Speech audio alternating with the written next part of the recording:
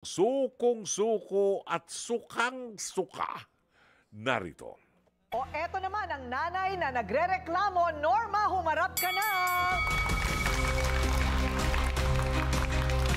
Ayan, at eto naman ang inirereklamong anak, Nene, humarap ka na!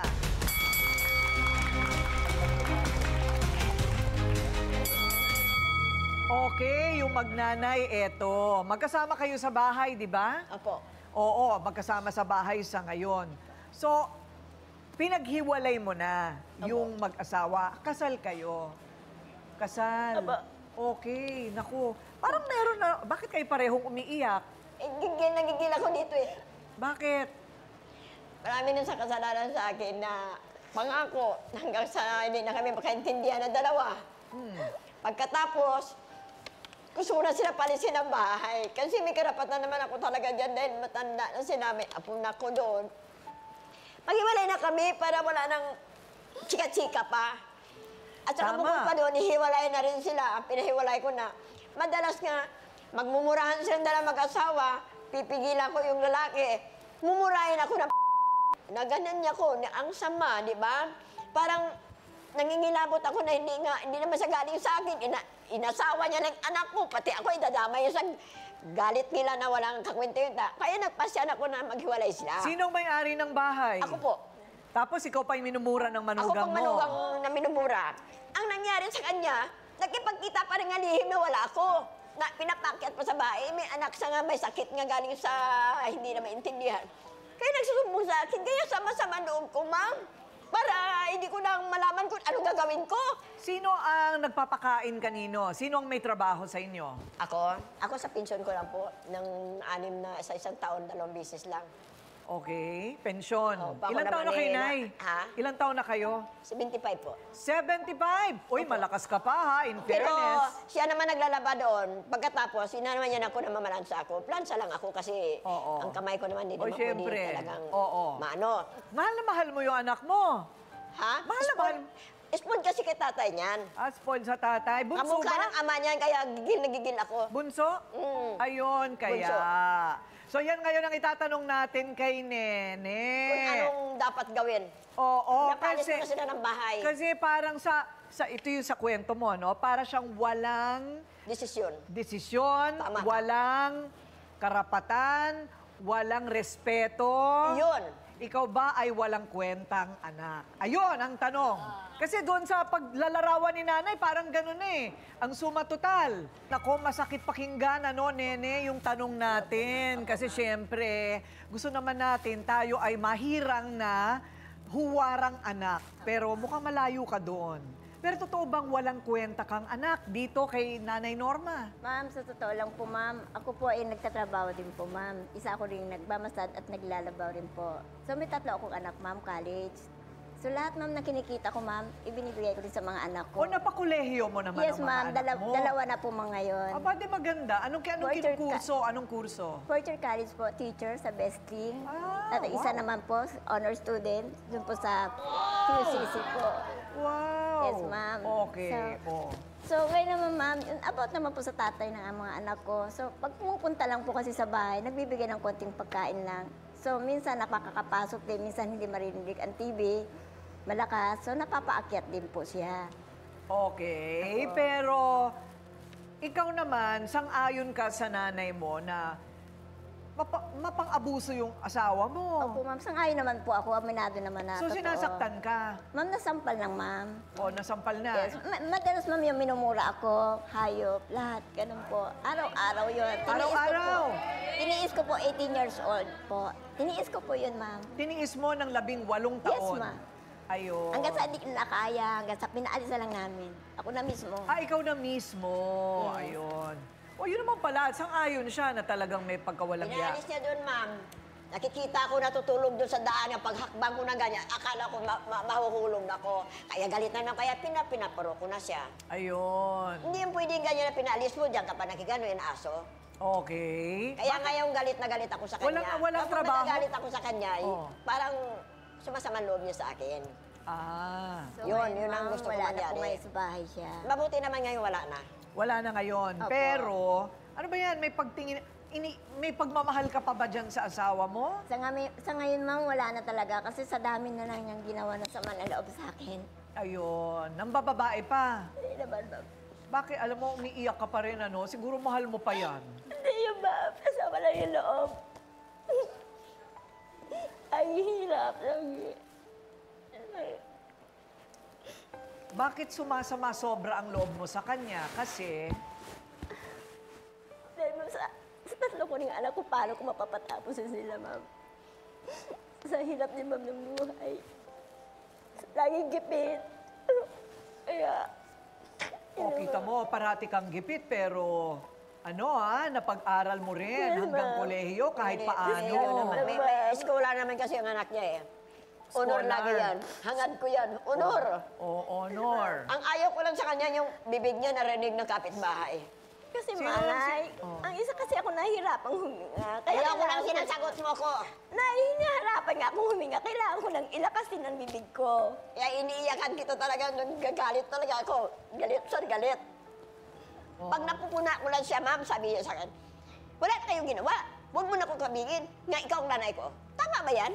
O, na. Nasasabi ko lang kung sino ma. Oo. Dahil Tingnan mo, ha? Na ilalabas ko. Lahat na nilalabas ko sa iyo ni totoo. Ba't mo sinasagot ako ng ganyan na yan? Hindi, huwag mo na kong sapin. Hindi na kita nanay. Mula ngayon.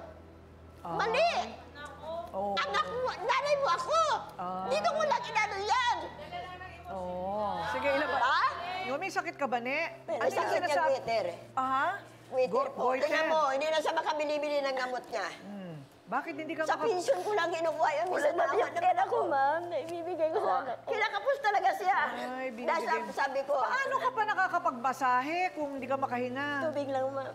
Ha? Wala ko ng awa tubig. nga ako din talaga Tubig, eh. kawawa naman. Tingnan mo ang ano niya, liig niya, o ayan, ayan, o. Oo. Kaya hindi ko sa may mana, kahit na ganun siya sa akin. Baka naman inaabutan mo pa yung asawa mo ng pera. Sila, ha? Hindi. Hindi? Para sa mga anak ko lahat. Oo. Tatlong Maria. Oo nga. Pero, Kita siya ng 500. Hindi, ma'am. Hatiin niya doon sa Inabutan dalawa. oo. Meron ka daw 6 na pusa. Hindi ka kaya allergic sa mga pusa? Yung isa pa yan. Hindi naman po, ma'am. Paano mo alam? Hindi ka Ma'am, makahinga. Ma'am, ano naman, ma'am? Meron naman, ma'am, sila kulungan at saka meron naman Hindi, sila... hindi sa kulungan. Una, dapat hindi kinukulong. Pero, hindi ka ba allergic? Hindi naman po, ma'am. Ayan, okay. O, tingnan natin yung mesa ng ebidensya. Dito makikita na may 6 na pusa. Okay ka lang naman sa pusa, nanay. Hindi ko gusto. Ang laki po ng pusa. Ha? Blue. Ha? Hindi yan po sa tao yun. Ay, sorry, Ano sorry. yung pusa? Gulo din. May 6 na Pati ako pusa. napatingin eh. Tao po yan. Oh, so kakayanin mo ba tong 6 na pusa na ito? Napapakain mo naman ng tama. Pakain ko naman, ma'am. Okay. Pakapon na natin para hindi na dumami. Opo, ma'am. Yun naman, ma'am. Gusto ko, ma'am. Oo, ipapakapon natin. Nay, Norma. Yes, ma'am. Oo, Yun, huwag mo naman gusto ko, ibusabos ma'am. yung mga pusa. Baka itapon Mabait mo. naman Injection na sana, rin ma'am. yan, Kayo ma'am. lang, hindi ko gusto yung... Makita ko malaki na naman yan, malandi ka pa. Ay, Ay, naman, malaki naman ang malandi. yan. Pumapasok Sabi na- ko, Ay. ako motivation talaga ako dyan. Oh, teka muna, nene. Huwag na natin sila ikulong, pero pakapon na natin, Sige, ha? ma'am. Salamat, ma'am. Pakapon na natin, lagyan natin ng collar para Ay, hindi salamat. pag-initan. Salamat, Tapos ma'am. yung kanilang laruan, meron kaming ganon. Para hindi na sila lumalayo ng bahay. Ha, pakapon natin. Ay, may video pa, oh. Ayan, oh. Ayun nga sila ako kanina umaga Original yan, yan, ma'am, na pinasok kami. Original, ma'am. Ayun. Oh, ang Original cute yan, ma'am. naman. Ay, hindi na raw niya kailangang maging kasing tulis ng kanyang tukayo para makita kung gaano kawalang kwenta daw na anak. Ha? At nanay, si Nene. Ayon yan sa kakampi ni Nanay Norma. Palos, humarap ka na.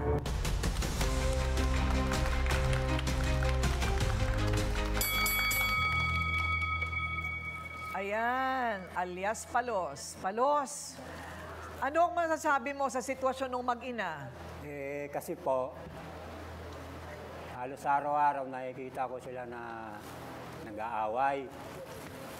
So, kaya nag-aaway dahil ito sinasaway, ayaw makinig, sinasagot pa niya si nanay. Yun, hanggang sa nagdidibate nila, hanggang nag-aaway na. Sir, ano madalas ang pag-awayan nilang mag-ina? Yung minsan sinasabihan si Rosalie, yung mga pusa, linisin yung dumi, tapos yung mga gawain bahay ba, Palagay ko normal naman yun sa mga mag-ina. Pero doon naman po tayo sa asawa. Balita po namin, nakikita nyo daw po na palihim po sila nakikitang mag-asawa. Opo, na ano ko yun, na kita ko yun. Eh, siguro baka gustong pumasok sa bahay nila o gusto siyang makita. Kasi ano daw, parang walang damit yun, parang nag-aano ng damit sa bahay nila. So hindi siya yung parang nagsisweet-sweetan sila. Hindi naman po. Talagang dumadayo lang para kumuha ng gamit. Opo, Ganon. Ibigay mo na lahat na kasi ng gamit. Bakit binabalik-balikan Pero pa? ate ko ring relate din ako sa ganun. Yung unti-unti mo isusoli kapag bagong hiwalay. Kasi gusto mo pang makita, gusto mo pang makausap. Huli na ang lahat. Tama. Kailangan clean break para makamove on. Unti-unti, ay, may naiwan ka pa palang Tapos minsan magpapadeliver ka. Tapos, ay, mali yung address sa'yo napadala. Mga technique mo, Ryla. Oy, si Nene, tignan mo. Feeling ko, mahal pa niya eh. Bakit ka naiiyak? Kasi naaawa ka? Ano, bakit? Naawa sa sarili niya. Lang ba ako sa sarili ko? Sobrang... Ayaw niya na talaga sa asawa niya. Ayun, hindi lang niya mahindian. Oo. Ako pa rin ang ano niya yan, pinipili talaga. Ay, sus, Mariosep. Parang ang hirap naman ng dinadala mo, Day. Oo, parang ang Natawa hirap. akong nainis. Kaya ginanyan ko siya para maintindihan niya kung bakit ganon na ang nanay mahalin. Kailangan mahal mo nanay mo talaga. Mahalin niya. Huwag na laban na laban sa akin na kahit anong mangyari. Tay Palos, may tanong po ako. Kunyari, may anak kang babae na kagaya ni Nene. Ganito rin ba mararamdaman mo kagaya ni Nanay Norma? Maiinis ka rin ba? Makukonsume pag sinasagot-sagot ka ng anak mo? ayaw po. Kabal, sige. Kasi ano mo? depende naman sa sitwasyon, depende rin sa ugali ng anak ko. Kung matigas naman ang ulo, mag-aaway kami. Kung di nakikinig sa payo sa akin. Kung ano nangyari doon sa kambal mo, kwento mo na kay ma'am. Ang ayaw ko sa lahat, ma'am, yung murahin ako ng anak ko. Kung minsan di ako namura ng anak ko eh. Yikes, naku. Opo. Parang Kasi naku, po ako hindi ewan. nananakit sa anak. Ang inaano ko lang po, diplomasya. Kasi po nasa barangay po ako eh. Naku, masakit yun. Yung Minsan man, ma'am, hindi ko yan nasaktan sila. talaga, dapat lang naman. Bibig lang ako sa bibig. Okay, so yan, si Palos, malinaw kakampi ni Aling Norma. Ito naman ang kakampi ni Nene. Lasong pag-ibig, ayan daw ang tumama sa kaibigan niyang si Nene. Kaya sana patawarin na lang ni Nanay Norma, alang-alang sa mga apo niya. Kakampi ni Nene, Gina, humarap ka na. Minsan naman kasi ate, minsan kasi nay, wala ka naman sa lugar kasi. Wala ka sa lugar. Pagod po pagod si Nene. Tapos bigla mo na lang bubungangahan. Galing yan sa paghahanap buhay. Intindihin mo naman kasi minsan, nay. Kawawa naman tong anak mo. Nanay Gina, bakit mo nasabing wala sa lugar si Nanay Kasi Norma? minsan mabunganga din po siya eh. Aminado naman si Nanay Norma. Talak-talak Mabunganga po siya kayo, talaga, Nanay matalak siya Norma. talaga. Yes. Oo, aminado siya. Matalak siya talaga. Proud siya. Matalak siya. So, ang gusto ko lang, intindihin mo siya. Pagod yan eh. Naglalaba, nagmamasads. Tapos pagdating, Tama ka. bubungangahan mo pa. Ando na tayo sa pagmumura. Okay. Ate Gina, matagal man ang kaibigan si Ate Nene, no? Wala na rin Bahay sila ko yan. dyan. Oo. May asawa pa po kayo ngayon. Balo na din. Balo na rin po. May mga anak din po kayo. Tatlong lalaki. Halimbawa, kayo po yung nasa posisyon ni Nanay Norma. Mura-murahin ka ng anak mo kasi tinatama mo. Masakit po talaga. Masakit. So, naunawaan mo si Sa nanay? isang ina, oo, naunawaan ko siya. Pero intindihin niya yung damdamin naman ng isa. Yung intindi ba? Yung pang-uunawa ba po? Kasi, alam mo yung anak ko na 6 years old lang, si Pepe at saka si Pilar. 6 na taong gulang. Pag iniirapan ako niya, naiiyak ako. Oo, te. Oo, ma'am. Pag Masakit po Ano yan, pa ma'am. kaya ako mamarinig mo na murahin ka? Kaya nga, hindi ko kaya Napakasakit yun. sa isang ina ang murahin ng anak. Pero, Ayun. oo, nandun tayo sa pagmumura. Pero intindihin niya yung kalagayan ng anak niya dahil siya ang kumakayon. Parang may Siya ang kanta. kumakayon araw-araw. Dr. Love, kapag napariwara ang anak, madalas ang sisi sa magulang. Hindi ba pwedeng sariling kagagawan din ng mga anak yung kanilang asal? Totoo yan, Ate Kuring. Lalo na kung nasa edad naman siya. kung ang bata ay lumalaki pa lamang at nakikita na natin na walang modo ang bata, masisisi natin ang magulang. Yun ang madalas nating sinasabi. Pakita mo sa akin ang bunga, sasabihin ko sa'yo kung anong klaseng puno meron yan. Pero kung nasa hustong gulang na, ang mga anak mo, may sariling pag-iisip na yan. Hindi na pwedeng isisi sa magulang. Ayun, okay. Oh, nasa sayo na rin yun. Diba? Kasi magbubunga nga ba kung wala rin nakikita? Talagang kailangan kung meron kayong desisyong magsama sa ilalim ng isang bubong, bigayan po yan.